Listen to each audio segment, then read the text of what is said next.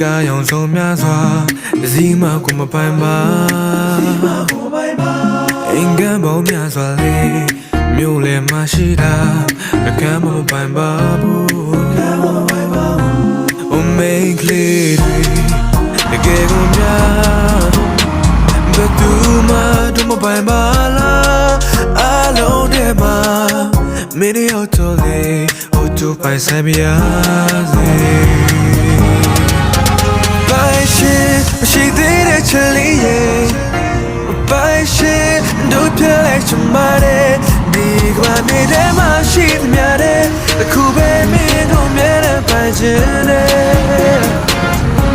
ဒီကဘာကြီးထဲမှာရှိသမျှတဲ့တယောက်ပဲတို့လို့ရှိတာမြင်ပဲဒီကဘာမြေထဲမှာရှိသမျှတဲ့